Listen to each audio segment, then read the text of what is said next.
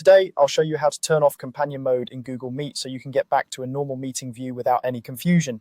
Companion mode is designed mainly for people joining from a second device in a meeting room, usually to use chat, share a screen, or access host controls without adding extra audio or video. But if you've joined a meeting this way by accident or you no longer need it, turning it off is very simple once you know where to look.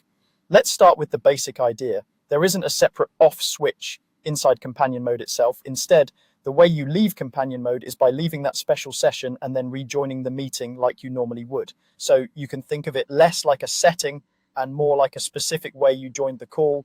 To stop using it, you just end that session, then come back in the regular way.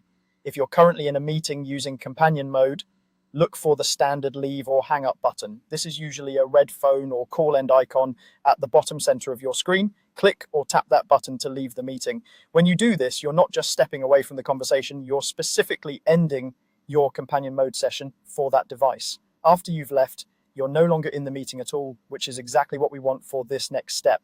Now it's time to rejoin the meeting normally. Open Google Meet the way you usually do, either by going to the Meet website, clicking your calendar event, or using the meeting link that was shared with you. This time, when you're on the join screen, make sure you don't pick any option that mentions companion mode. Often, companion mode appears as a smaller link or button under the main join options. You'll want to ignore that and instead select the regular join button, usually the large main option on the screen. If you see any choice like use companion mode, simply don't click it. Once you choose the normal join option, Google Meet will connect you with your camera and microphone available, and you'll be back in the standard meeting experience. You should now see the usual layout with your own video tile if your camera is on and the full set of controls you're used to on your device. If you're in a meeting room setup, remember that companion mode is meant for joining from a second device without causing audio feedback. So if you are in the same physical room as another device in the call, you may want to mute your microphone or turn off your speakers after you rejoin normally to avoid echo.